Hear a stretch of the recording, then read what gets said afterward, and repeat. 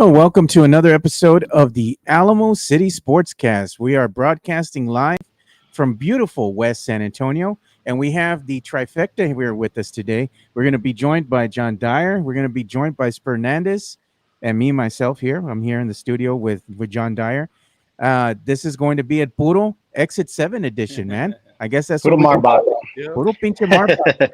And I even got Dyer some tacos right here, man, from the corner, around the corner here, dude. Little spot, you know? Man. I'm jealous, man.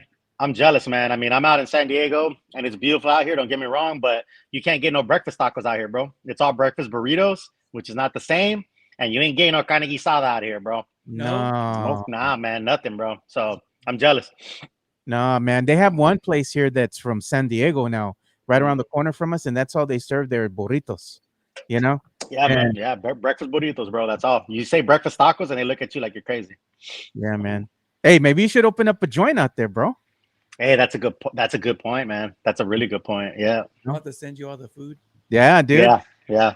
Yeah, some carne asada, you know, all that with cheese. They don't know about no bean and cheese over there, so just there you go, man. Yeah, they don't know about bean and cheese tacos or kind of guisada. When you say guisada, they're like asada. Like no, guisada. Queen and egg, you know, papa ranchera. There you go, dude.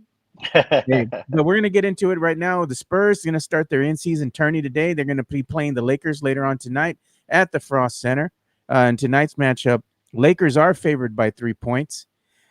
I don't know, man. I think this is gonna be a test for the Spurs because the Lakers always play good there in the Frost Center, and you know who shells out? All the Laker fans, man. The T-shirt fans come to the arena, dude.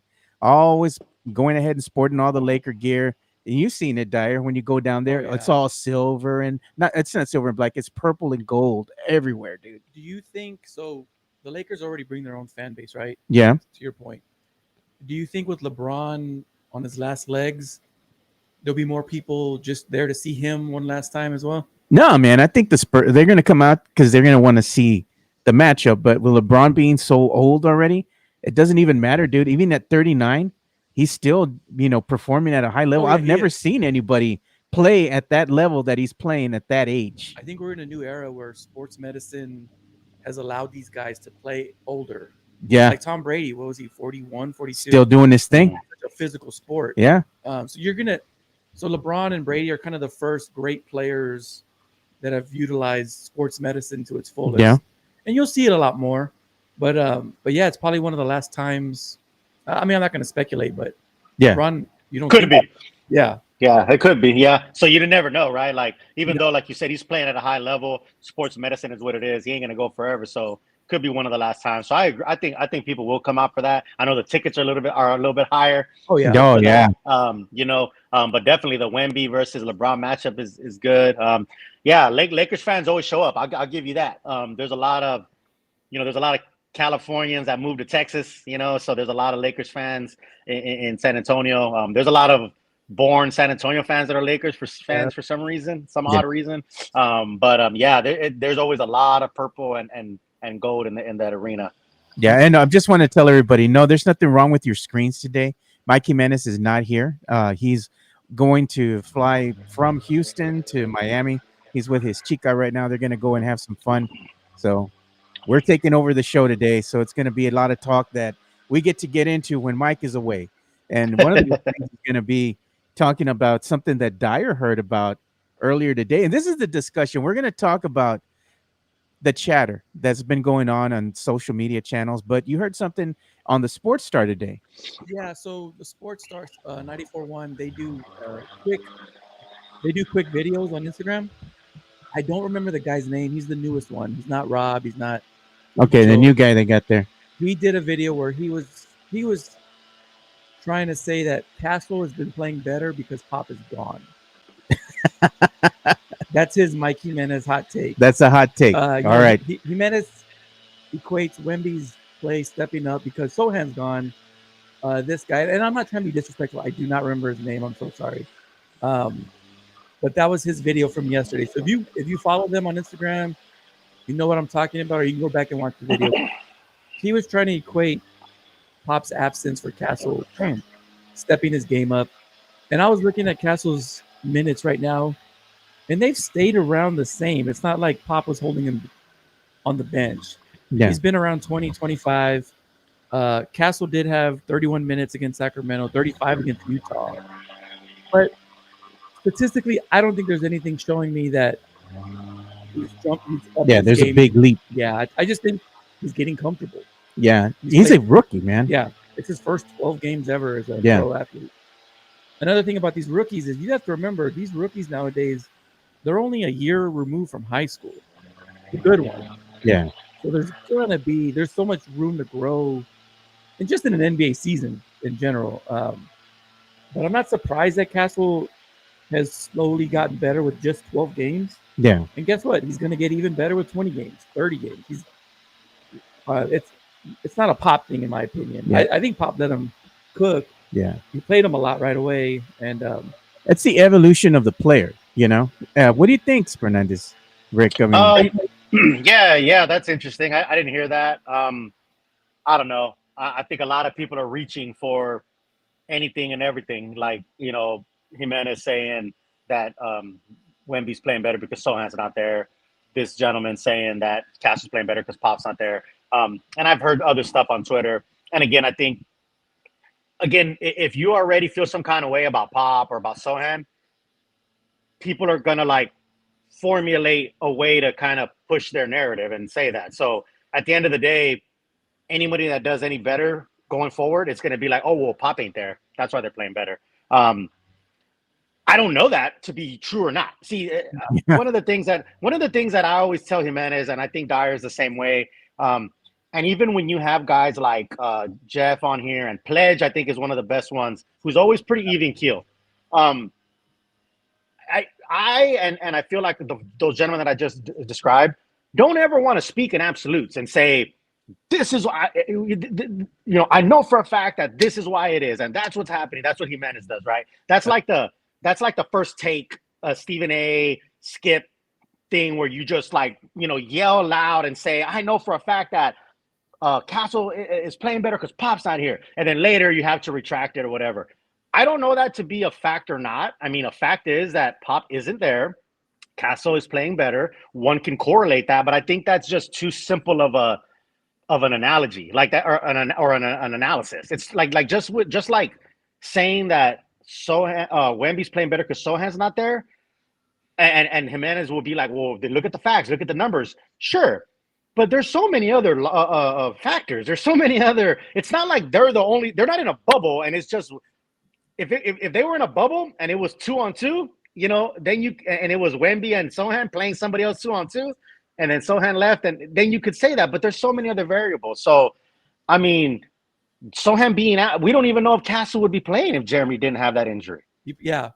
So here's the thing. Like, we're sitting here saying, like, oh, well, with Mitch there and sans the thumb injury, Castle may not be playing what he's playing. So, I don't know. I mean, I don't think life is that simple to say, because of A, then B. Because of B, then C. Life is not that simple, nor is the game of basketball or any of these things. So to sit there and just a rudimentary thing to say, well, Pop's not there, that's why this is happening. Maybe it has something to do with it. I'm not going to flat out and say, nope, you're wrong. Yeah. But I don't think it's that simple. Look at this. Chris Gonzalez is putting in the chat. Thank you for that, Chris. It's like saying the kids are more relaxed because the sub is in charge. But here's the thing, though. Coach Pop, you didn't see a lot of fire out of him, coming out there and really getting into the players' faces and yelling at them. Mitch Johnson, however, because he's younger, he's got some fire in him. He's got some dog in him, and I like that because you've seen him on occasion come up and meet the players and get in their face and start yelling at them and telling them, hey, what are you doing?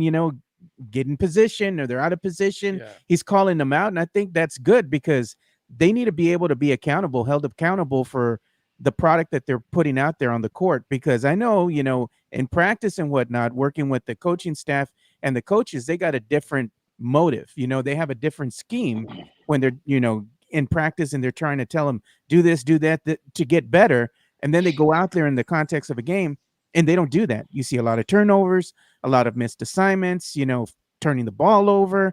They make a lot of little mistakes. At times, the Spurs are their own worst enemy. But now when we've seen them under Mitch Johnson right now, just a handful of games, the teams just looked a lot better. And I think that was a testament to what Pop had already instilled and started with this team, coming out for the season. It's just unfortunate that we didn't get to see Pop complete his mission. Mitch Johnson is now going to have to be the guy in charge of carrying Pop's vision forward, and I think that's a testament to Coach Pop and the coaching tree that he has and the basketball knowledge that Coach Pop has. And I know a lot of Spurs fans feel a certain way that he was getting up there in age and whatnot, and we're not going to bash him on this show. We're going to wish him well. Yeah, I do hope he comes back in some capacity and the fans get a chance to give him his roses, man. Give him his flowers. Be appreciative of the time that he spent, giving back to the city, giving back to the community, and what he was able to do with this team. Because if it wasn't for Coach Pop, would the Spurs still have gone on to win those 5 championships? Probably not, in my opinion. I think Coach Pop had a lot to do with that. But nonetheless, I think what we're seeing right now is a changing of the guard from Coach Pop to Mitch Johnson. He has a different coaching style. We've seen that out there. He's playing different lineups. You're seeing some of these players respond to that. And I like that movement, that we're seeing right now. I think this is going to translate into the Spurs squad possibly playing better. But I don't know if it's going to necessarily mean that they're going to translate into a lot of wins. But playing better is showing you one thing, right, Rick? That they are getting better. And that's the thing that Spurs fans, I think, hate. The haters hate to see the team get better and still lose. But then when they win, they have to nitpick and say, oh, they won despite of your players, your star players on the court, or they nitpick little things like that. Even like saying the Spurs are better without Sohan. We don't know that because we haven't even seen, right, Rick? We have not seen this team play at full strength yet. We have yet to see that because of injury. We haven't even seen Trey Jones playing with the second unit for more than a handful of games. So I think it's fruitfulness to say at this point in time, oh, this is why the team is better. We don't know yet. When the team gets together at full strength, then we can make assumptions. That to me is not going to happen until the month of January. Sohan out with this thumb injury, he ain't been probably going to come back until the end of December, man. So there's a lot of things that I think that Spurs fans say to move the goalpost in their favor to fit their narrative. You know what I'm saying? And the thing is, there's 82 games. So it is, man. If you're going to overreact after all 82, you're going to move goalposts. Yeah. You're going to overreact. Like, for instance, the whole Wemby shooting thing. As far as him and Sohan, it's this. To me, it's simple. Yeah. Wemby's threes are falling now. They would have fell even if Sohan was on the court or if he wasn't. It'd be different. And why are they falling? Because he's more confident, probably. I just think he shot his way out of it. That there's a reason the's 82 games. The slump. He was sick in the beginning of the season. Maybe. I'll give him that, dude. It's like baseball, right? Your baseball average goes up and down, but after 100 and what do they play? 142. Yeah, you get a real picture of what your average is. Yeah, and I think with basketball it's the same thing. Even Sohan, I mean not Sohan, Castle. I'm looking at Castle's numbers. In October, he was shooting 30% from the field. He's now shooting 41.8. That's the difference in his game. I don't know if he would have shot less if Pop was on the bench, but it's just his shots are falling now. He's shooting better from the field. Same with Wemby. And again, there's still 72 more basketball games. So overreacting after a handful of games is goofy to me. And if you're going to be that stressed after every game and you're going to, because let's say the Spurs get blown out tonight, just hypothetically. Oh, the haters going to love that, man. They're going to be all over the X. They're going to be I told you. They're going to be all over Mitch Johnson right now. They're going to, oh, Mitch Johnson's not ready for this. Too big for him, even though it's just a cup game. Sidebar, the Spurs floor for the cup looks amazing. Mm-hmm. They came out really good. But back to, you just can't overreact. We've had a sample size of 10 games or 20 games. There's things I like. There's things I want to see improved. But to me, like, you know, you said it too, not till January. I'm not going to make any long-term assumptions or till January. But I do like what Castle's doing. I like what Vassell's doing. I like what Wemby's doing. And as far as changing of the guard with Mitch Johnson, it's not the worst thing in the world. I think, you know, a credit to Pop. He set this franchise up and this team up and his staff up to where they'd be okay without him. You know, Yeah, and I don't know. Like I feel like I've noticed even like last year and Mitch was a lot more involved. There was times where like even Pop would like and I tweeted this like last year and I said when everyone was talking about successors to Pop, and of course everybody thinks big names and it has to be a big name and all this stuff. And I said, hey, it could be Mitch Johnson. This was last year because I would see Pop let Mitch, seem to be drawing up and kind of being more involved and all that. So again, it's sad that it went down how it's going down with Pop's health issues, but I think this might have been a plan from Pop to say, look, we're gonna get Mitch to kind of be the next take the reins. Dude's smart. I mean, Stanford grad. I mean, he played ball at Stanford. I mean, I think he's a like you said, he's a great transition into a younger, more youthful, more energetic style. And styles are different. Like I think Pop's at a different point in his coaching career where he's not going to get up and yell and get in people's faces. That's just what it is. What it is. Doesn't mean what he does is not effective. And Mitch is younger. He's hungrier. He has. I mean, so it's just like different coaching styles. Yeah. It's like parenting styles. And I'll say this again. I try to like I said this before on this show. I try to equate this stuff to the common man because we're all just common people.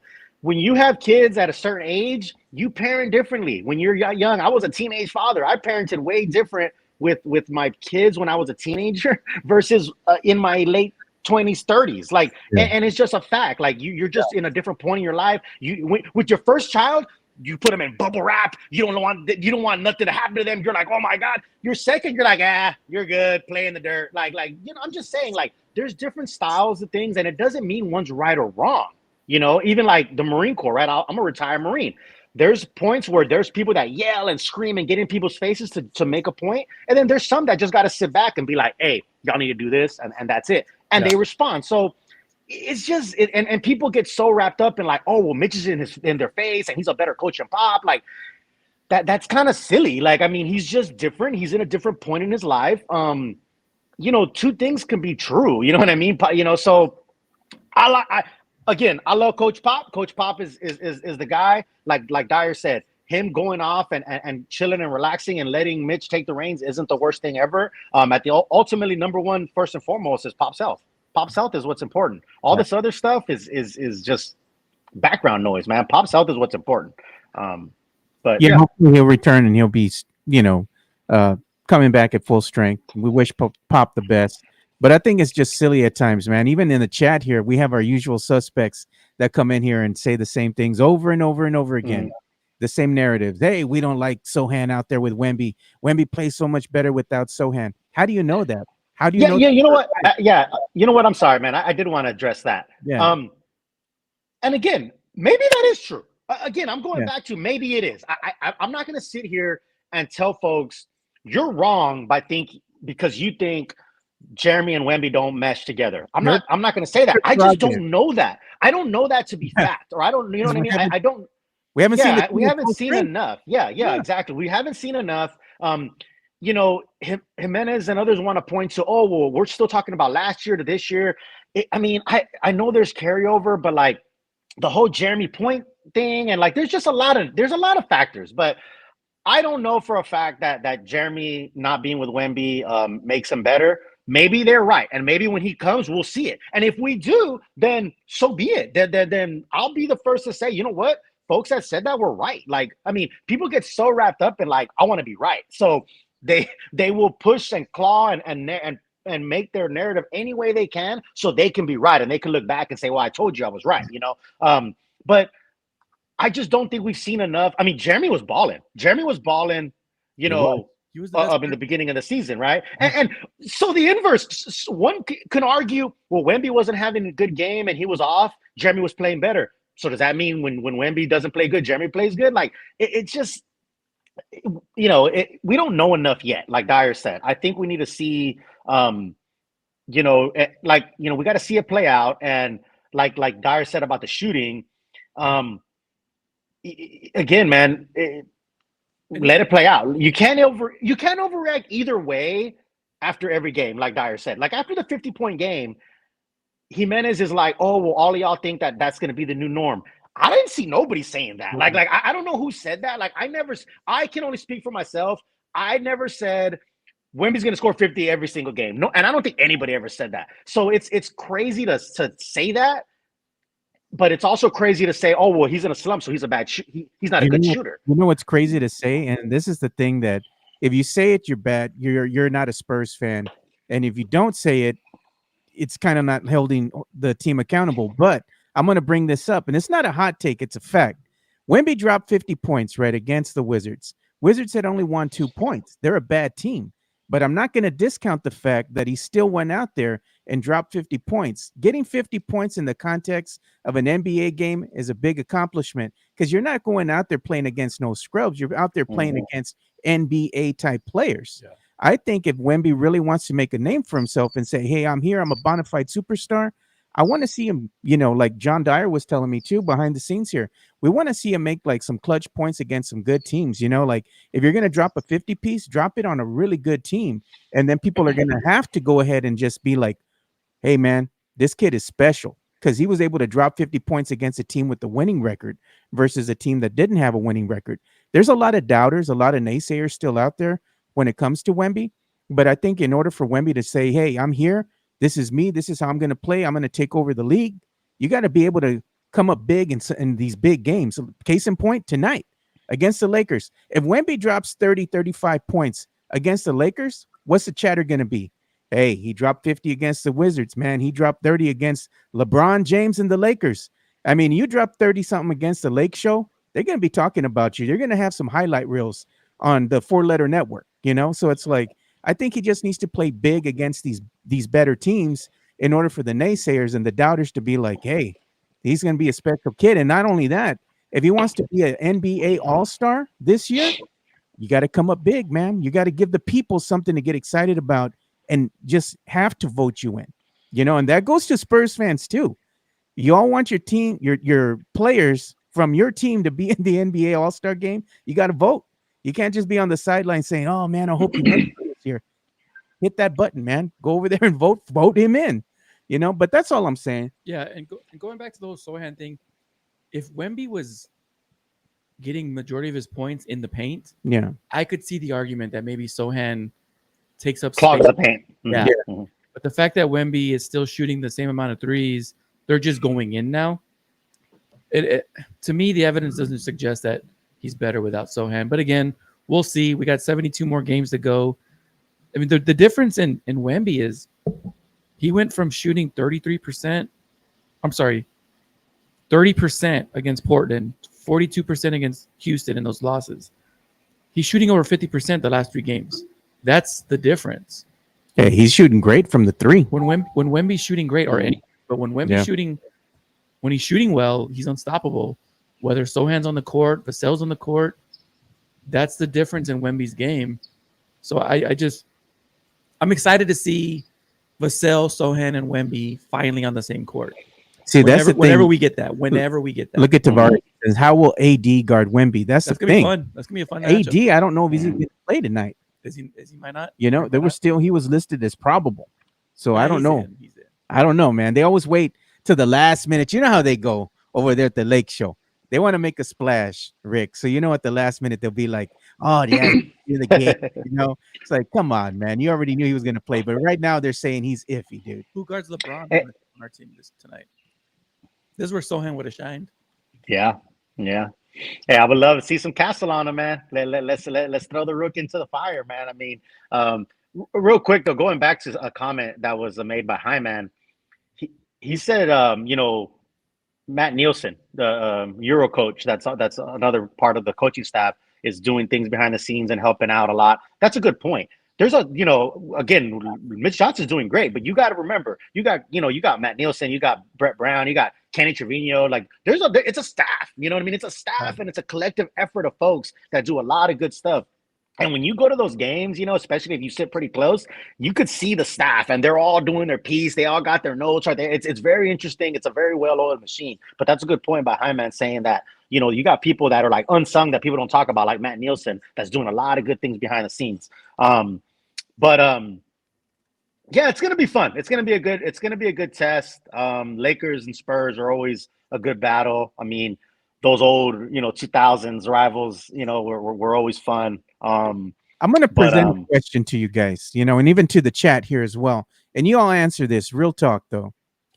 Sohan, when he comes back from injury, there's going to be that dilemma. If Stephon Castle's balling with this starting unit, do you pull him out and put Jeremy there, or do you keep Jeremy coming off the bench? I'll say this. I don't even think Castle's going to start once Vassell has his legs under him. Okay. You think he's going to come off the bench? I think Vassell's going to take his spot already. I think Castle's long-term is the point guard of this team. I think his job this year is to get minutes, get comfortable, and learn everything he can from Chris Paul. He's getting minutes at other spots, which is good. I think Sohan gets back in the starting lineup. I think Vassell gets back in the starting lineup in the next week or two, maybe tonight. Who knows? But any day now, I think Vassell's back in the starting lineup, and Castle gets moved back. You think? I agree. Yeah, I agree with Dyer. And I mean, I think for size, you need, Jeremy out there. I don't know, man. I don't know if I'm in the minority of this, but like, I don't think coming off the bench is such a bad thing. Like, people always get so wrapped up in this coming off the bench thing. Like, I mean, Sohan off the bench would be great. I think Sohan off the bench would be great. They'd find a way to work him in, and then you play against second units. There's a lot of stuff. Defender than Collins. Yeah. So I mean, Castle, like Dyer said, Castle coming up. I think Castle's starting right now because of circumstances of injuries and whatnot. Not to say, you see him at the end of the game. Like, you see the closers, or you see how many minutes they play. People get so wrapped up in, he's not Pop isn't starting him, or so and so isn't starting him. If they're playing starter minutes and they're closing games in clutch moments, who cares? I mean, sometimes it's just about a matchup. Sometimes it's just about how things flow when somebody comes off the bench and plays with second units. They all get intertwined. It's not like a hockey swap. It's not like when I used to coach kids basketball, you had to like play all the kids. So it was like you five, and then you all go out, and these other all five come in. That's not what's happening. Like, so Castle comes in a minute or two into the game.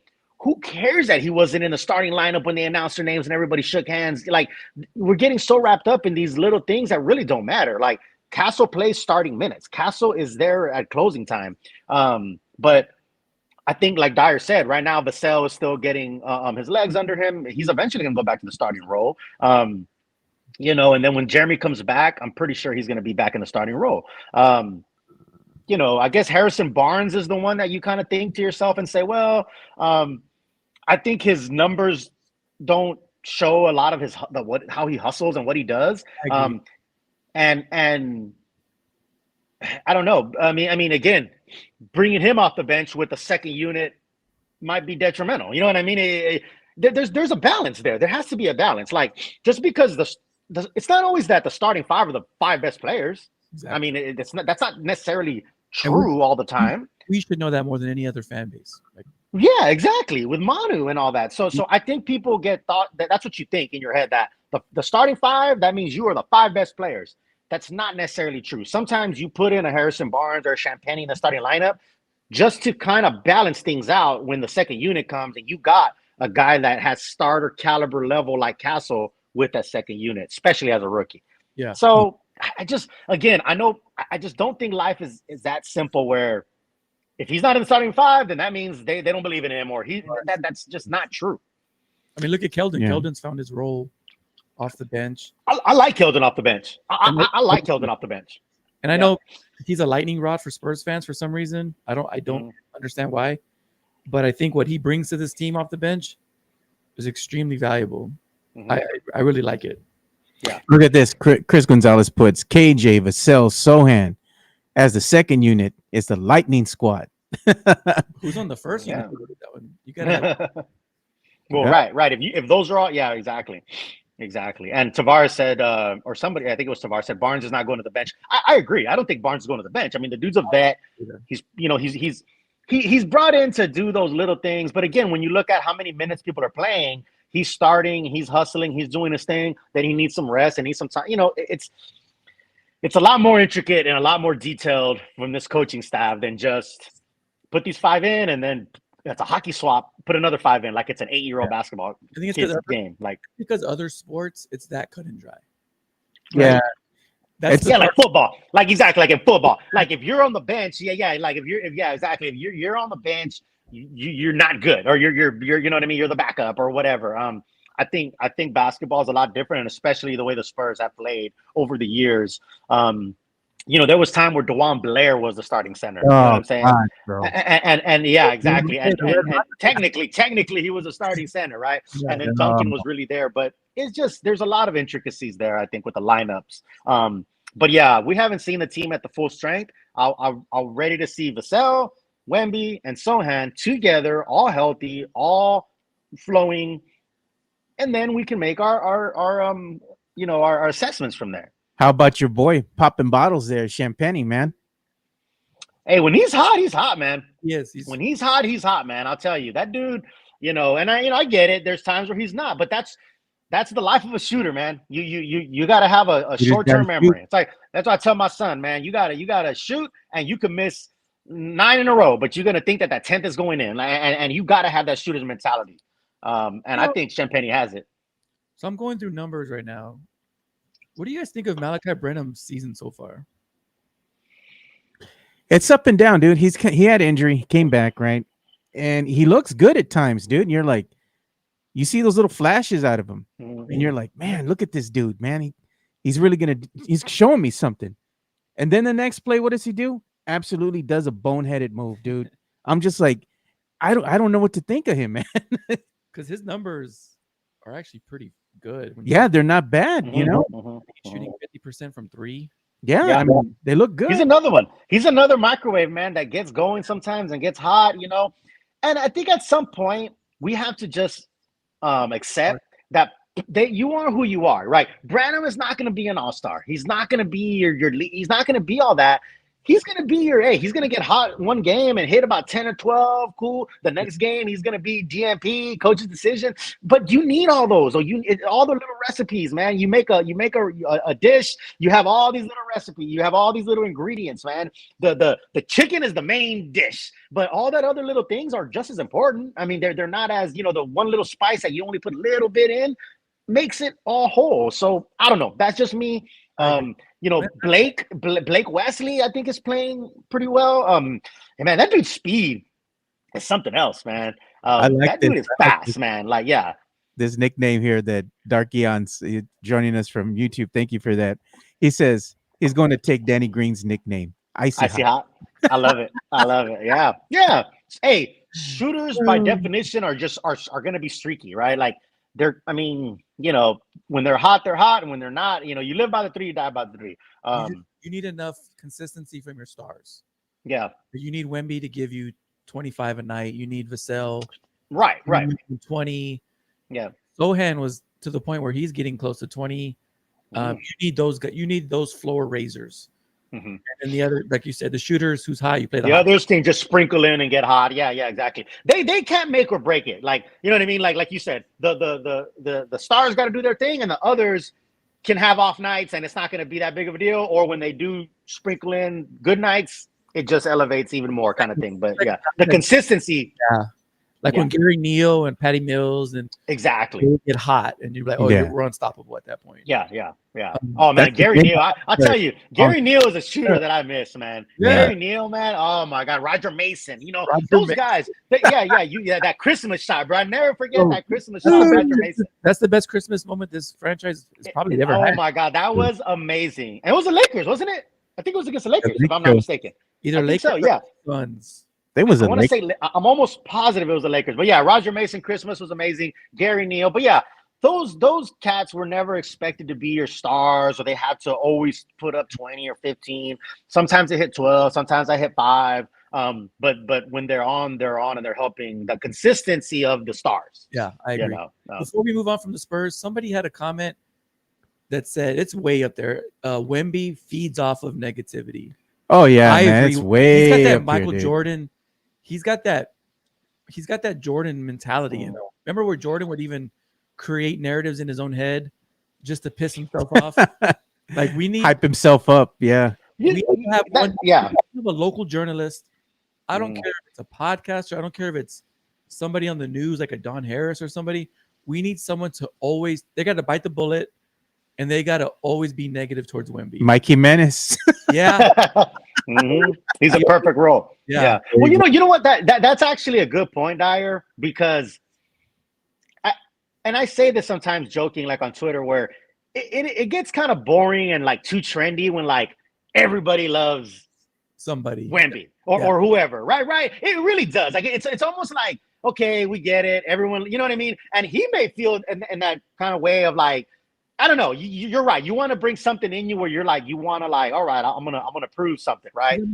You got to have your Howard Cosell to your Ali, you know, and that's the analogy of what Dyer's talking about a journalist kind of getting to Wemby. You know, that might be what he needs, right? You know, was it an anonymous GM that said Wemby's not a factor on offense? Not a factor on offense. Yeah, It was a scout. Yeah. Anyways, yeah. Been a monster ever since. Yeah. I don't know if Jimenez has Wemby's ear. We need someone. Don Harris. Hey, I don't know if he's listening. Yeah. Or Pledge. Hey, one of you guys, you're gonna have to bite the bullet for the next 15 years and just be negative towards him all the time. But he does. He 100% feeds off negativity. Yeah, he does. But as we move on here from our Spurs talk, which I've enjoyed talking Spurs with you guys, we could do this the whole show. Oh man, I know. Keep going all day. Yeah, but we got some real quick. Yeah, just on the same topic, Wemby, if you're listeting, Davis is going to kill you tonight. Well, hey, before we go too, let me unveil this little guy right here. You got the big guy, you got the little Wemby guy. You know, I ordered this like 3 months ago. Like no lie, I literally ordered this like 3 months ago, and it finally came. But it's pretty sick. At the bottom it says 216 of 312. But yeah, it's like a big and little Wemby. It's pretty cool.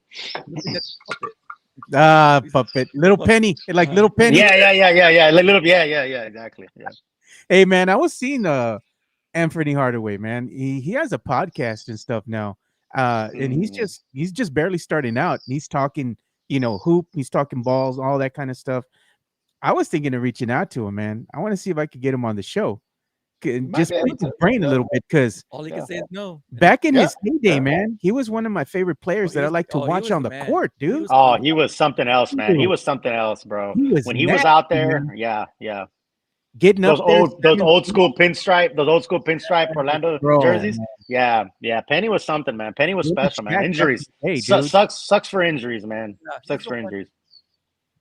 Yeah, I would have loved to see him and Grant Hill, dude. If it wasn't for injuries for those dudes, man, they could have went on and done something special, man. But it's, what did they say? The Hall of Very Good. Maybe Orlando's cursed, man. Dude, facts, bro. Right? You know what?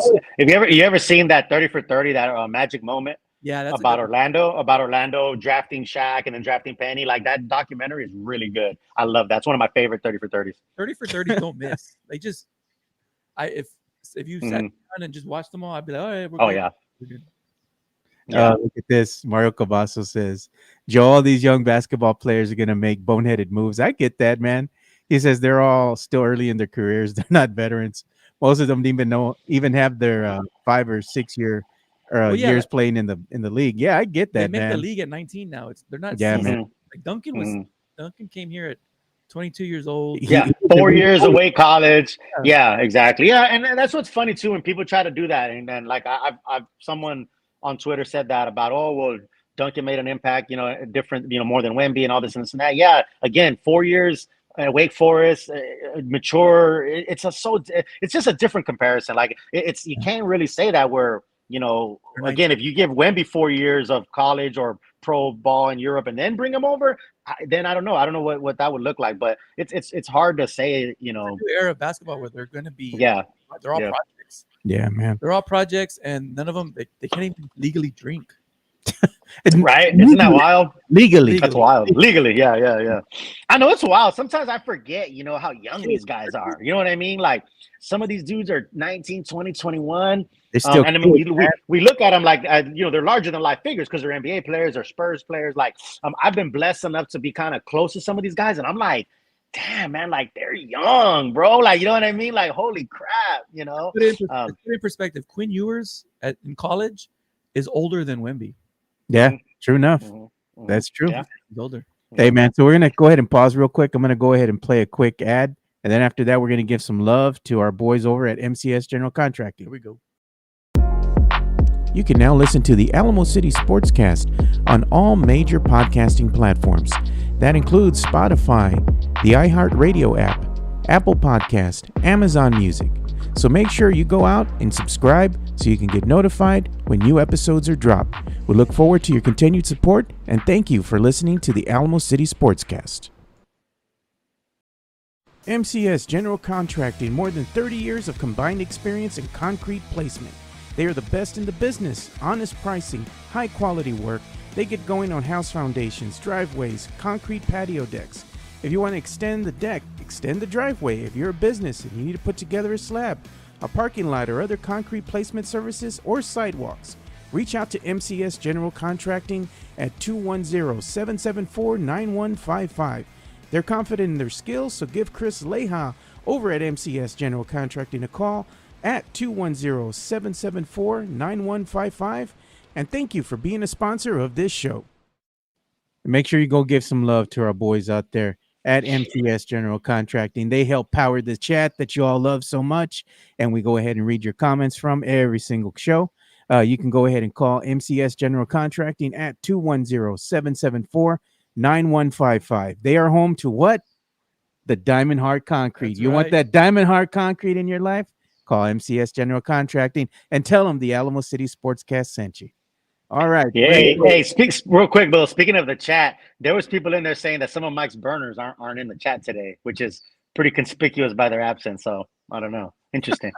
Some of the burner day, right? Every time we don't have Mike, it's like That's the burners don't come in, dude. So it's like, I wonder, man, things that make you go home, right? Exactly. Yeah.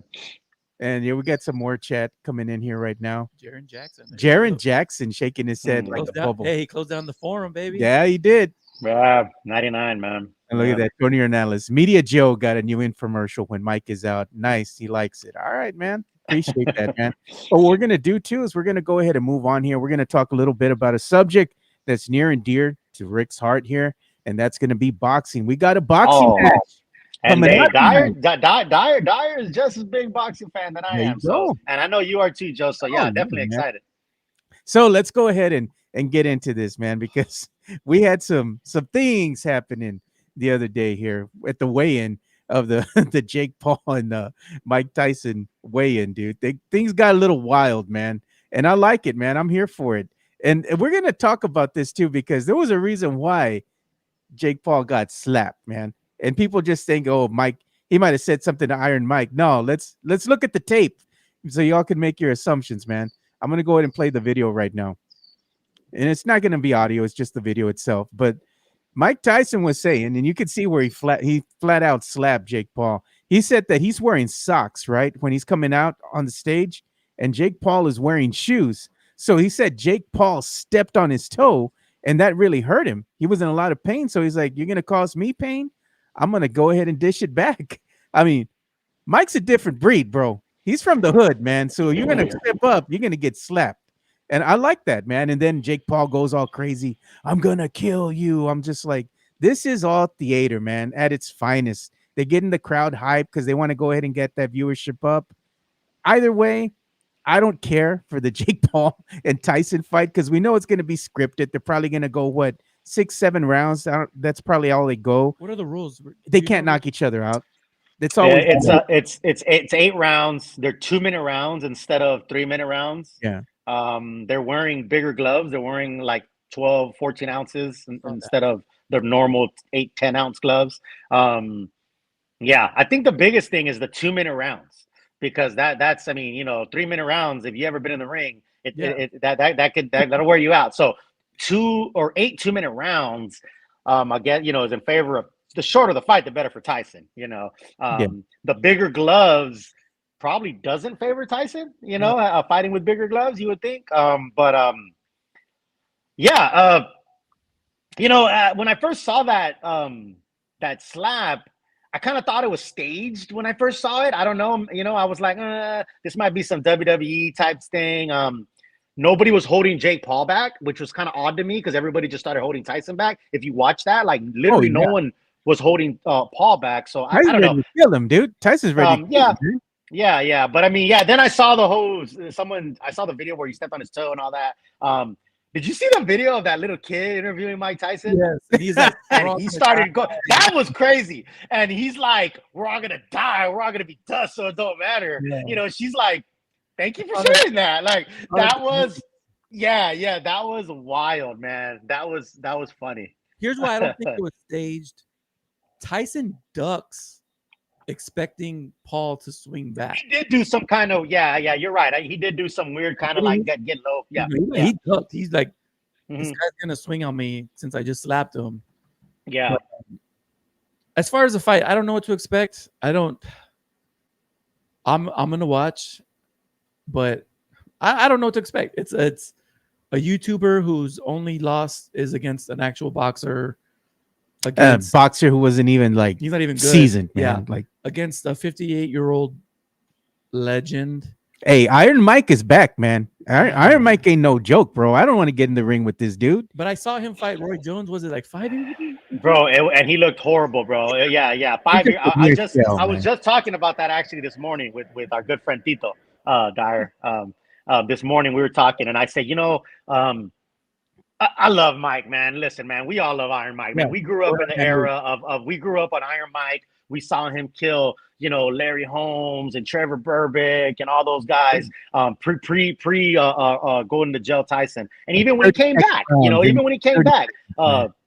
Frank Bruno and Bruce Seldon and all those guys that he beat up when he came back. So we love some Mike Tyson, man. Mike Tyson is from that ooze of like you don't never know if he's gonna like bite you, knock you out. So he's always intriguing. He's always a character to watch.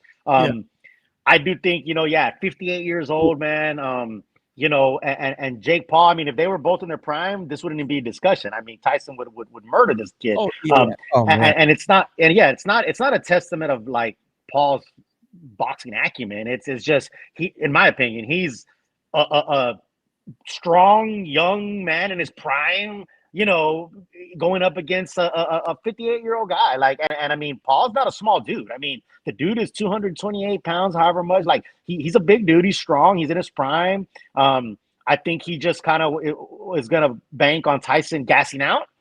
Tyson probably will gas out after like one round or two, and then Paul will kind of move in on him. And then if he hurts him or stops him, it's going to be, I think, just because Tyson is just gassed. He's just tired. I mean, when you're that tired and gassed, you could just touch you and you'll fall over.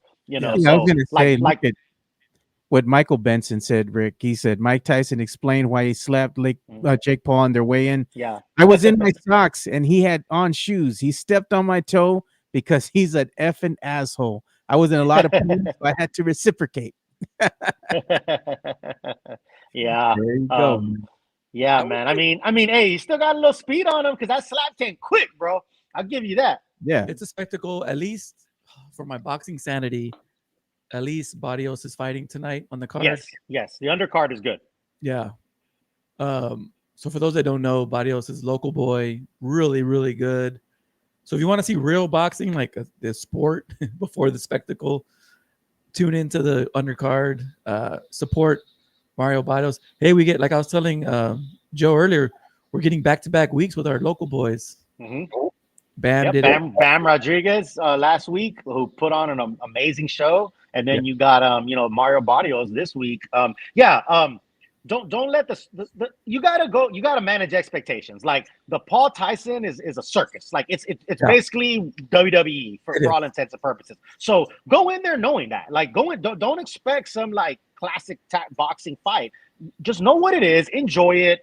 By that time, hopefully you're feeling good. Watch it. It's a spectacle. But like Dyer said, the undercard is an actually really good undercard. You got San Antonio's own Mario Barrios, of course, against Alex Ramos, who's going to be a war. That dude is no pushover. And then you got the ladies, Amanda Serrano and Katie Taylor rematch, and they fought to a war, their first fight. So that's going to be a great contest. And then you got Shushu Carrington, who's a young up-and-coming guy who's going to open the card. So that's smart of them to put actual boxing on the undercard, and then the spectacle is the spectacle. So what it is.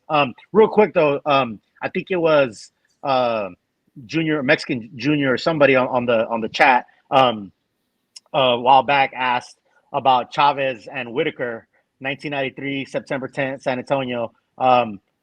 No, he didn't deserve a draw, and I love me some Chavez, man. And I was there. I was in the nosebleeds with the binoculars, and I love me some Julio Cesar Chavez, but he got outboxed thoroughly by Pernell Sweet Pea Whitaker, and Whitaker got robbed with that draw. But I see that question for you, Rick. He's asking, is there an undercard on Netflix as well? It is. Yeah. The undercard is There's 4 on yes. Yeah. Mm-hmm. So this is the card right here. You're seeing that main event, of course, is Tyson and Paul, but this is showing you kind of what they have as far as they got their co-main event, which is Taylor versus Serrano 2, the rematch. That's going to be a good fight. Yeah, that Taylor Serrano is going to be a really, really good fight. Those ladies are going to bring it. So that's going to be a good one. It's a fun night. It's a Friday. There you go. Yeah. Barrios and Ramos. Yes, man. I mean, that's going to be a good one. You got to watch if you're from San Antonio, because this is San Antonio zone. You got to go ahead and come out and represent. And he's good. He's really good, man. I mean, he's representing. Absolutely. I mean, the dude's been in with Tank Davis. You know what I mean? He's been in with Keith Thurman. I mean, he's been in with high-profile fighters. Like, Barrios' only losses have been to top fighters like that, like Tank Davis, and Keith Thurman and those guys. I would say, to your point, he's kind of like our modern day Leja right now. Mm-hmm. That's a good way to look at it. Yeah, absolutely. He beats most top. He meets mid-level guys, but the top guys, like when Leja fought, Oscar De La Hoya, came up short. No. What do you call it? Like, there's no shame in that, no shame in that, So Barrios is a warrior, but he went to toe to toe. He was giving Tank. Tank all he can handle. Giving Tank all he can handle. The dude is gonna bring it. He's gonna put his heart and soul into the ring. He's puro. You'll see him walking around Southtown. He's out there hanging out at 8-Ball and stuff like that. Like the dude is a local kid. He's puro.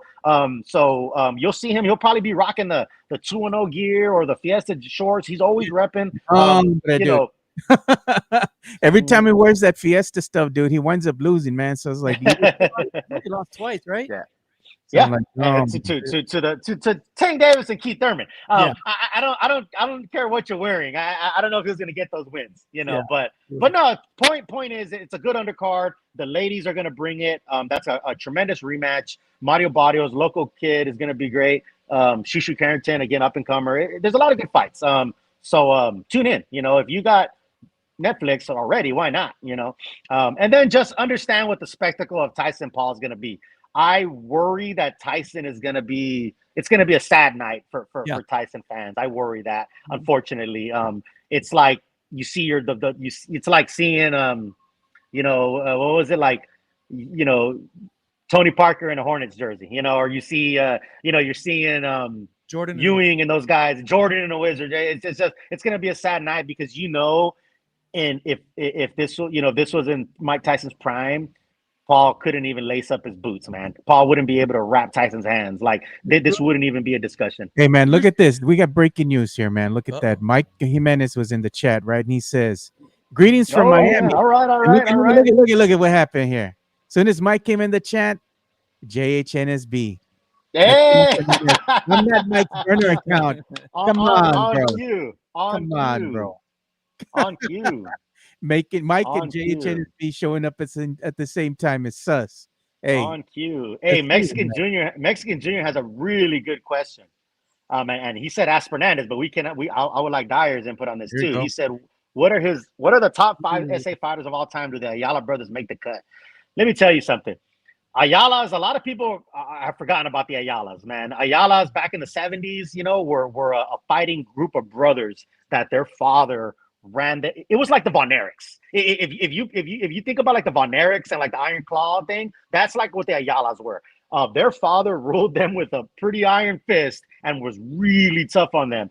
My dad actually spent some time with them back in the 70s and stuff and the 80s training with them. And Tony Ayala was, man, the dude was ready to be in talks with Sugar Ray Leonard, Hagler, Hearns, all those guys until he went to prison for rape. And then, he came back 10 years later, was never the same. But that's a cautionary tale and a tragic tale if you think about San Antonio boxing, because literally we would be talking about Tony Ayala just as you would be talking about Hearns, Hagler, Leonard, all those guys. I would say Torito Ayala's got to be in one of the top 5 fighters. Jesse James Leja, of course, is there. I think Bam's already put himself in. Bam, yes. He still has a runway. He's still got a long career to. Yeah. He's going to make a run for the number 1 spot. Yeah. I think that pound for pound. No. I think when it's all said and done, Bam is gonna be the best fighter out of San Antonio, and he's gonna be talked in pound for pound. Period. The problem with Bam, and it's not his fault, is that he's 115, 118 pounds. Like a lot of Americans don't get excited about guys in that weight class, but Bam is special. Bam is doing things in that ring that are amazing, man. So Bam is definitely already. I agree. I think Bam's already one of the top 5 fighters in San Antonio, and his story isn't even written yet. His story isn't even done yet. You got Bam, you got Jesse James Leja, you got Torito Ayala, John Michael Johnson. I don't know if folks remember John Michael Johnson. Bam. He upset Junior Jones. Yeah. He was one of the champs in San Antonio. And I got to go with Quiroga, man. Robert Quiroga was one of the best too, man. Back in the 90s, he suffered an early death, but he'd be up there, I think 2 or 3 for me. Quiroga right now, yeah. Quiroga. Oh yeah, Quiroga. Oh man, Quiroga. And it's just like when people talk about, depending on what generation you ask, is LeBron the best? Is Wilt Chamberlain, whatever? You start talking like our age group is 80s and 90s, and like Quiroga, Jesse James Leja. I mean, those guys were. Now you had a lot of other good mentionables like Gabriel Elizondo, the Elizondo brothers, Oscar Diaz, one of my old close friends. James Kirkland was an Austin guy, but I might throw him in there because he did a lot of, he trained here in San Antonio. He had a lot of ties to San Antonio. James Kirkland was originally an Austin guy, but you got to put him in there. The Duke could punch so hard, man. And I know people it's unfortunate. A lot of people just remember him getting like crushed by Canelo, and that's how people remember. But man, if you ever want to see a dog fight, man, his fights with like Alfredo Angulo were wars, man. James Kirkland was special also, man. But I love seeing the resurgence. We had Jesse James Leja on this show, and we talked about the resurgence of San Antonio boxing and it becoming a hotbed again. And you got to thank Robert Garcia, out of Oxnard, who's down in San Antonio and training Bam and a lot of these guys, right? You got Mario Barrios now. Got guys coming up. Here's a reason. Daniel Cardenas. Definitely. Probably some of my favorite fighters now. We're talking boxers, not just in San Antonio, but I liked watching the great Muhammad Ali, dude. He was special, man. And I liked his showmanship, his shit talking out there in the ring, and even, just going ahead and hyping the fights up. That's where it all kind of started for me, like seeing that, those videos and rewatching some of those old fights, and even like George Foreman back in the day. But the fighter that I used to get excited for, because I used to like watching his matches, was Sugar Shane Mosley, dude. That boy could throw some hands, man. I mean, he was exciting fights, man. He was so fast in his day. God, he was fast. Yeah, man. That's the one thing that I appreciated about him is he had that lightning speed, man. It's like, damn. Him and De La Hoya's first fight is underrated. Yeah, 99, man. Yep. It opened the Staples Center, if I'm not mistaken, right? In 99. And that fight was like, man, it was amazing. That was a good one. Oh, yeah. So we're going to go ahead and pause real quick here. So we're going to go ahead and give a quick shout out to our boy, Jeff Garcia of the Locked On Spurs podcast. Make sure you go ahead and subscribe to his YouTube channel as he is 5,000 subscribers strong. Keep it going. We're going to go ahead and pause right here. Locked On Spurs is your daily Spurs podcast hosted by Jeff Garcia, the lead Spurs writer for Ken's 5 San Antonio. Jeff has a healthy plethora of guests all the time on the Locked On Spurs podcast. You can also follow Jeff on threads at JeffG10s5SA. You can also follow Jeff on Twitter at JeffGSpursZone. So make sure you go ahead and give Jeff a follow not only on threads and Twitter, but also on YouTube at youtube.com/@LockedOnSpurs. This is where you're going to be able to find the replay of the Locked On Spurs podcast. Make sure to like, subscribe, and share. Yeah, make sure you like, subscribe, share to the Locked On Spurs podcast. go ahead and follow Jeff on the X at Jeff G Spurs Zone for all your daily Spurs content. Go ahead and make sure you follow Locked On Spurs, and make sure you go ahead and turn your notifications on if you're following Jeff on the X, so you can get all the breaking news that he likes to go ahead and report on when it comes to the San Antonio Spurs. So let's go ahead and continue talking about some boxing right here, because it's one of our favorite subjects. Mike Jimenez is not here, so we could do whatever the hell I want to do. And I want to talk about. So one thing that I want to talk about here is an old commercial, man, that I saw playing. I know it's kind of nostalgia for a lot of people here, but Mike Tyson's Punch Out, man. Oh, man. And on the NES. That might be the best Nintendo game ever. Late nights, man. Yeah. Late nights. That one in NBA Hang Time, dude. Dang, that's an old one too. But yeah, I'm going Punch Out #1 all time. I agree. Game. Yeah, man. And we all have great memories of playing this game, man, back in the day. And like we're saying, you got past Glass Joe. You know? You get past some of the scrubs in the beginning. You know, German guy. You build your false confidence. Yeah. Oh man, the heavy hitters start coming out. You know, but your first test was Piston Honda, right? Yeah. The dude from Japan. Another Mario is the ref, right? Like Super Mario brother. Mario's the ref. And you got for other things. Yeah. They always all the time. Oh yeah. I'll tell you, man, that Tiger, man, that was the tough one for me to get past for the longest time, man. He did that. Yeah. He did that Tiger spin, and then you had to block it just right to catch him, right? Great characters in that game. I don't remember ever getting to finally go one-on-one with Tyson. I just did it because of cheat code. Yeah. Once I got the cheat codes, I got to Tyson, but one punch and it was done. It is one punch and it's done. It was like the Hangover. Boy in the Hangover. I just you're out, bro. Look at Chris Gonzalez. Winky Wright was my guy. Winky Wright is you know what? See, when you start talking boxing, right? And I don't know, and I'm not trying to be a boxing snob, but I've met so many people who are like, "Oh, I love boxing," right? And then you get to talking, and they just kind of know, like, "Oh, De La Hoya, Tyson." When you start saying things like Winky Wright and stuff like that, that's how I know you know boxing. You know what I mean? Because you're talking about fighters who, that are not mainstream, not known, but Winky was also amazing, man. Lefty, hard to hit. I mean, he fought Vargas and then all those guys in those days, but Winky was a technical tactician. To your point, Richard, I became real good friends with a boxing writer.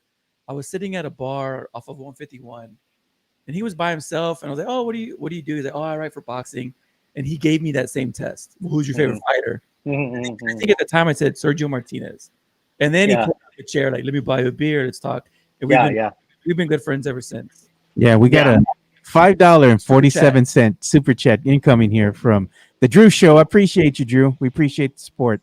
He says, modern boxing sucks. Nobody fights anybody.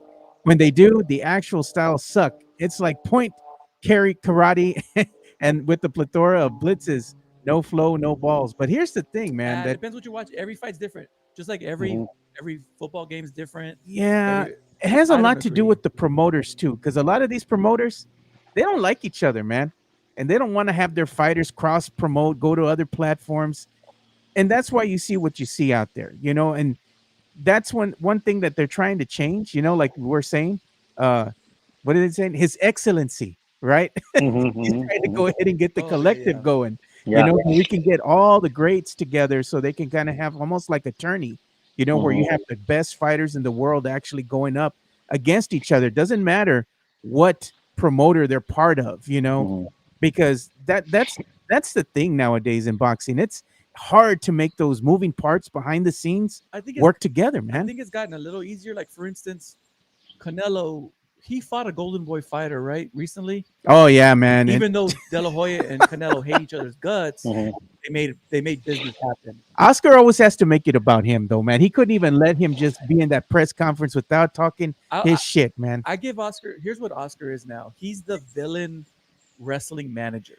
Dude, his clapbacks that he has, it's funny, dude. He's the mouthpiece for his fighters. He's the villain. I'll give Oscar credit because when he was Golden Boy, that didn't suit his real life, right? Yeah. He's a coked out scumbag, right? And he's embraced it. Like, if you watch his documentary on HBO, he's That's like, a good one. That's a good one. Yeah. This is who I really am. and now he's on Thursdays being the clapback Thursdays. It's almost like he saw what Jake Paul was doing. He's like, wow, that works. You could be you could be a wrestling heel. Myself. Yeah. So is what he really wasn't he just he was calling out Hearn, wasn't he just calling out Hearn? Yeah, he said he would fight Eddie Hearn. I mean, to Drew Show's comment, I mean, I disagree. I mean, I guess but I'm also a boxing junkie. Like I'm a known boxing junkie. So to me, watching guys like Inoue at 2-3 in the morning in Japan destroy people over there, to me, I like it. Bam is doing great things. I think. And there's always been a level of like fighters not fighting each other, even back in the Don King, Bob Arum days. I think just like anything else, it's highlighted now a lot more because of social media, whatever. This has been a thing. This is not new. This is what I don't get about a lot of fights. I don't know how deep their level of boxing knowledge is, and I'm not trying to be a snob or anything. I'm curious because when people say things like, "Oh, well, now people don't fight each other anymore," it's been that way in the past. Aaron Pryor used to call Sugar Ray Leonard out all the time and never got a fight. Like Aaron Pryor would come to Sugar Ray Leonard's press conferences and be like, "Before you were Mr. Pryor, we used to talk, and now I can't talk to you no more." So it's been a thing. It's just now that there's more promoters, there's a lot more division. Before it was just like Don King and Bob Arum. You know what I mean?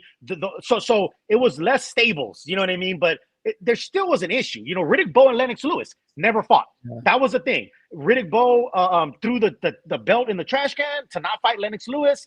This was in 1991, 92. So you can't tell me that this is a new thing that's just happening now. It's getting highlighted more, and there's a lot more factions, Top Rank, Eddie Hearn, Paul Heyman, Al Heyman, so you have all that, but I agree. The best need to fight each other, and you could say what you want about Turkey and his excellency, but that's what he's trying to do. He's trying to bring those fighters to fight each other. He has so much money because the problem is the promoters want their fighters to fight each other. So whether they win or lose, they're good. Exactly. You know what I mean? De La Hoya wants Golden Boy fighters to fight each other because whether they win or lose, he's there. He's gonna make out. Has a reputation of not paying his fighters. It's too. The only sport, right. Here's the thing: it's the only sport where a loss could hurt business for the promotion. Yeah, true. UFC, they're all under UFC. Yeah. College football, that's the only other sport I could equate it to. Like when you have big conference games, so like when Texas when the Big Ten took a hit because Texas went out there and obliterated them. Yeah. That's the only sport kind of comparable is when the college teams don't want to do their big dogs in other conferences.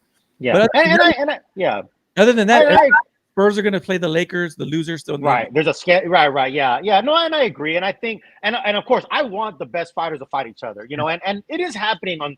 Eddie Hearn is another good promoter who he will put his fighters against Canelos or different folks to make big fights. So there are fights being made. The Terrence Crawford and Spence, right? Errol Spence. That was one that people said, "Oh, it wasn't going to happen because they had different promoters." So it's happening.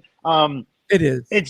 It's happening, but but when people do say that, that is true. Well, like the Pacquiao Mayweather took so long to happen, Like and there's this thing in boxing where people say, "Oh, well, let it marinate." You know what I mean? Let it build. But you're over marinating it when you're fighting 5 years too late. But there are fighters fighting each other. And the fighters want to fight each other.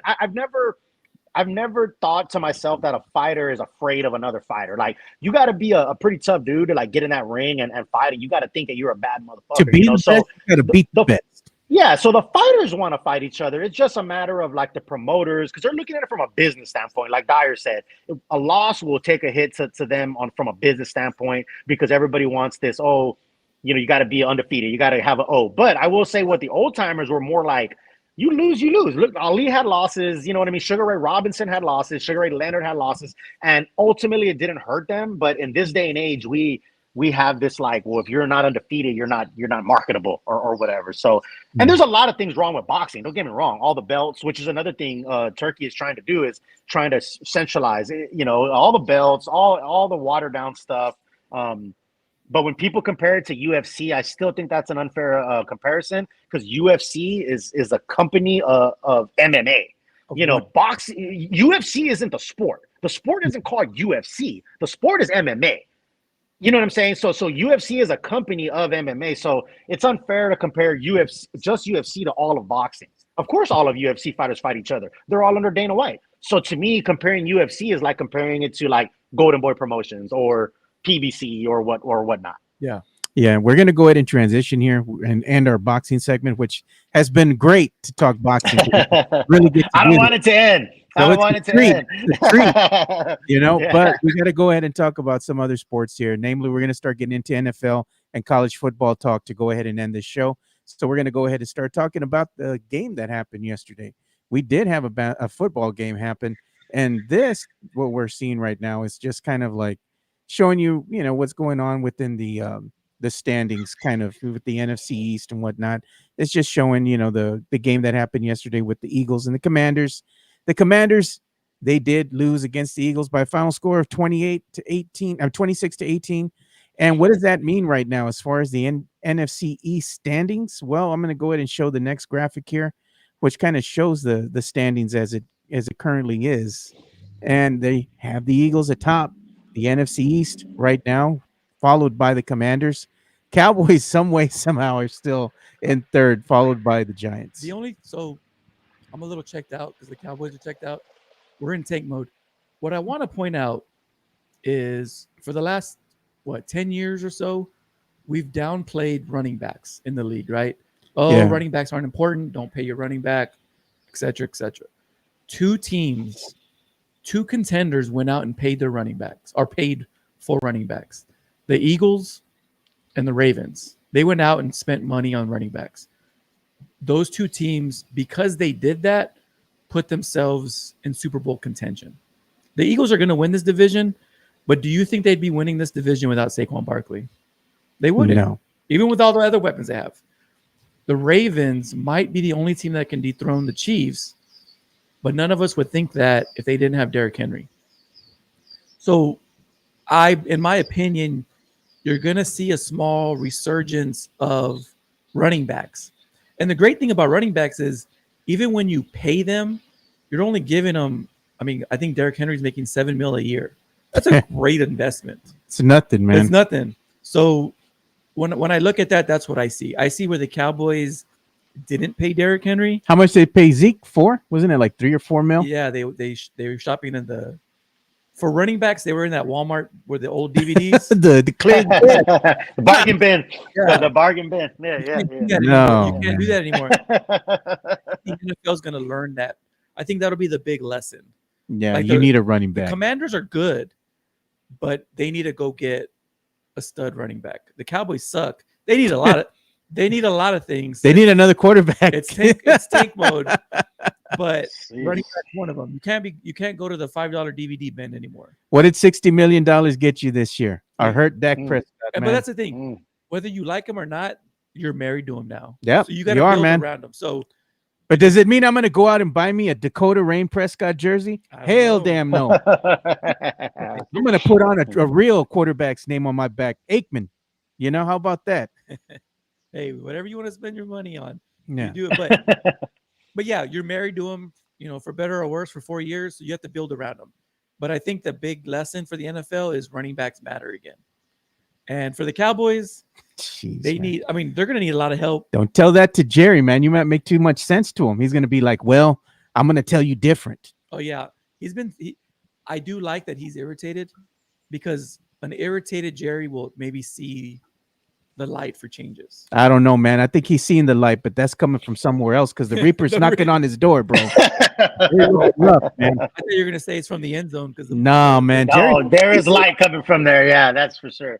Jerry's dumb for that, though, man. It's like if they had a WWE event there already, and they've had other events there, in Jerry World, and they put up the curtains. They have curtains tonight. they're having the fights there tonight. They put the curtains up. You're gonna They're having fights tonight. No doubt. And I hope Cowboy Nation blows that topic up. They think they don't have any. They do. Yeah, everyone that's been there for a concert or wrestling. Exactly. The funny thing is, that's funny, right? Because that's a topic right now, and Jerry's so irritated by it. Yeah. But the entire world is going to be watching that Tyson fight, and there's going to be curtains. And we're all going to be reminded of how stubborn he is for no reason. You know what's funny though? I think it's when the people that come in and to Jerry World and they're there and they're like, they see the curtains there. They probably think, oh, the curtains are there because the venue, you're not like, the event, managers or whatever bought it in. No, McMahon brought him it belongs to Cowboy Stadium. So I'm so glad CeeDee Lamb, was like, hey, I dropped that touchdown because of the light. Yeah. And we're going to see it again. And this week is going to be rough for Cowboy fans because the Texans, even though they're not as good. Oh, man. The Texans aren't as good as they were supposed to be, which, that's a whole nother discussion. I'm going to piss off Rick right freaking now. You know what? This game against the Texans and the Cowboys, if the Cowboys lose, I still win, man, because the Texans, they're my Sancha team, dude. Man, bro, this Sancha team thing, man, that I don't get irritated much. You know what I mean? I really don't, because I'm pretty even keel. But the Sancha team thing, that thing irritates me, man. And like I said, and I'm gonna get my ass kicked. But come on. Hey, I've said this in chats. I've said this in tweets. Hey, be a real man and get a real Sancha. And not a Sancha team, you know what I'm saying? Like if we're talking Sanchas, man, like, hey, get a Sancha, bro, not a Sancha team. I still win either way on Sunday, bro.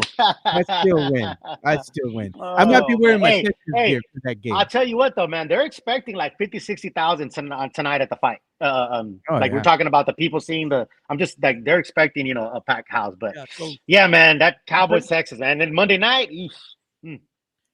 And so for the people that think Mike McCarthy's going to get fired, there's no reason to. His contract is up. He's going to let him run his contract. Yeah. Jerry Jones, if anyone's seen, remember the movie Office Space? Oh, yeah. Where they figured out that the guy fired. Yeah. He keeps getting checks, and they're like, "Oh, did you fire him?" Yeah. They're like, "We just stopped his pay." Yeah. He just fixes the glitch. That's even with Jason Garrett. Jason Garrett did not get fired. His contract just ran out. Right. Well, and like you said, who's going to replace him if they fire him right now, man? Who's going to replace him? Zimmer or Schottenheimer? Like, come on. Like, so like you said, they're just going to let him run his time, because as much as he is sucking, who's going to replace him? Like, literally, So, let him run his contract.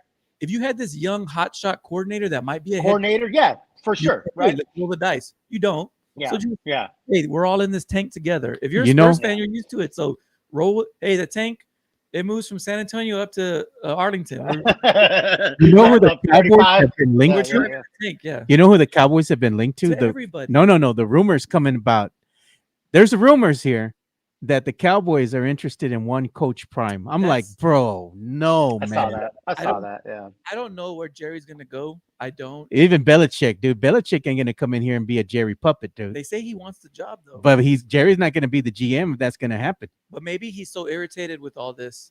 Because remember when they sucked and he got Parcells, because he's like, we got to write the shit. Yeah, but we got Parcells at the end of his career, man. Belichick's at the end of his too. Yeah, dude, no doubt. Hey, but the concept is like what Dyer is saying. The concept was, all right, let me. Yeah. I mean, it could be. I mean, because they need something, man.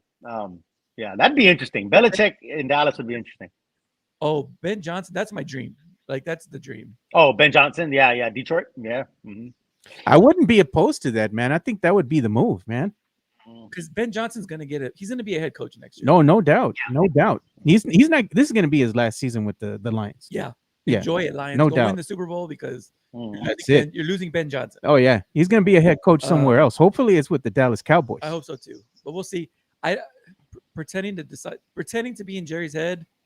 That's Yeah. Hey, so one thing we're gonna do here too is we're gonna go ahead and wind things down, but we're gonna talk college football. There we go. Man. Better subject. We got to talk some college football, man. Since we got the Longhorns playing, we have UTSA playing tonight at 7:00. They're playing North Texas, Mean Green, that comes to play the Roadrunners with a record of 5-4. Roadrunners have a record of 4-5. UTSA needs at least 2 more wins to be bowl eligible. So they need to win this game, right, against North Texas Mean Green, and the next game, which is going to be against Temple, in order to be bowl eligible. Just because you're eligible doesn't mean you get in, but you're eligible. Yeah, you got a chance. If they wanted to go ahead and win out, they give themselves a better chance. But the last game of the season is going to be against Army.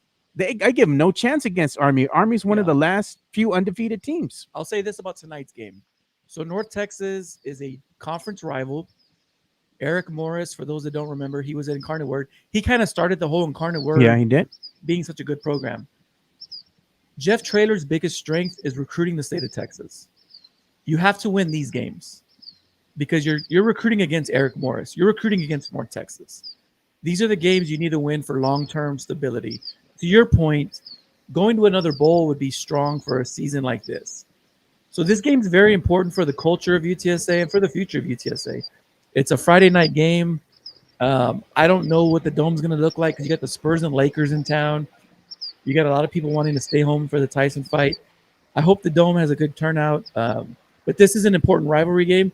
It's important for, like you said, bowl success and for recruiting long term. You don't want. I guarantee you that these two coaches are fighting for the same recruits because they're the same conference, the same state. You're fighting for the same recruits. You want to be able to you want Jeff Traylor to be able to text the kid, hey, you see what I just did to North Texas? This is where you got to eat. So it's an important game.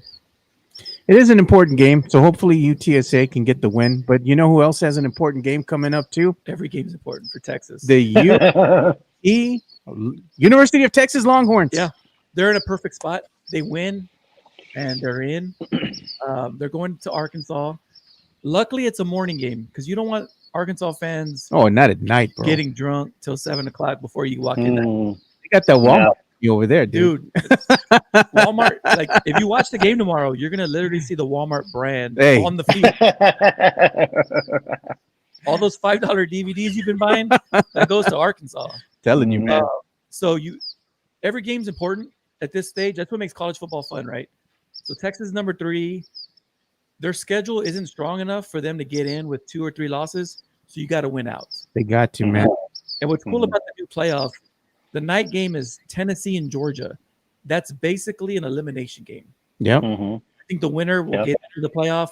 The loser's probably out of the playoffs. So fun weekend for college football. Texas again. I think their defense has been the most consistent of their team. You want to see if Quinn and Sark can keep the offense rolling from last week. Yeah. I was at that game last week. They were scoring at will. Like Arch Manning got in mid third quarter. Yeah. So what do you want? You want Ewers to finish out the season, or you want to see Manning on the field? No, I want to see Ewers finish out. He's a Texas boy, man. No, he is, man. He hunts down the street in Pleasanton. Man, but I like seeing Archie Manning running, dude. Hey, you get Arch next year. Hey, we're gonna get him all next year, man. We're gonna get them all next year. I have a soft spot for Quinn because he's a Texas boy. I think he grew up in Pleasanton before he moved to the Dallas. How do you not like him, dude? He also does the commercial for the Force. Yeah, he's a local. Yeah, I like that the Dr. Pepper commercial. He pokes fun at having a famous backup. Yeah, have y'all seen that? Yeah, I've seen that one. It's funny. I haven't. So he's like a cop. Yeah, and the other cop's like, "Hey, call for backup." He's like, "We don't need backup." Yeah, like, no, I don't care how famous the backup is. We're not calling for backup. So yeah, Quinn's my guy. Ups and downs. Hope he has a big game tomorrow. Again, they got Arkansas, they got Kentucky, and then that big A&M game, which is might be the biggest game in the history of the state of Texas. It's just the passion for they haven't played in. My kid's 12. My kid's 12 years old. They've never played in his life. This is his first ever Texas A&M game. So. Yeah. What's Texas A&M's mascot? That damn dog. What's it called? Reveille. Yeah. Yeah. They buried the dogs behind the stadium. They sure do, too, man. Yeah, they got the graves and everything. Oh, and to Mario's point, we got high school playoff football already starting. Oh yeah, we got a lot going on in the city this week. A lot going on, man. Yeah. All right, man. So we're gonna go ahead and start bringing the show to an end here because we've been going for a little bit here, and I know everybody's got things to do. I got to get ready to go to work. Rick has work too. So as we start bringing the show to an end, we're going to put you on the X, John. Follow me at Spurs and Salsa. And also Instagram. I think I'm at John Dyer 3. No OnlyFans, dude. Not yet. I haven't gotten. Not yet. No, but Rick, where can they follow you on the X, bro? Yeah, man. At Real Spurnandez on Twitter. But yeah, no OnlyFans. No OnlyFans for you, bro. Come on. Zip it down a little. Show a little skin. Zip it down. Yeah. You gotta pay for that, dude. $3. Send a super chat. Who'll unzip? Oh, right. Man. Hey, you know who'll be in charge of his OnlyFans? Chicana Fuerte. But actually, it's funny that you say that because one time somebody, I don't even remember who, tweeted at me in one of our pictures or something, and they were like, "Hey, can I run y'all's OnlyFans account?" No. I was like, "Y'all are wild, man." For real, man. It was Mario, wasn't it? Yeah, maybe. And you can also follow me too. I'm on the X at Area 210 Podcast. So for John Dyers and Rick, otherwise known as Spurnandez, I'm Joe Garcia. Thank you guys for watching another episode of the Alamo City Sportscast. We're gonna see you boys on Monday. We're out. Have a great weekend. Peace. Stay brutal.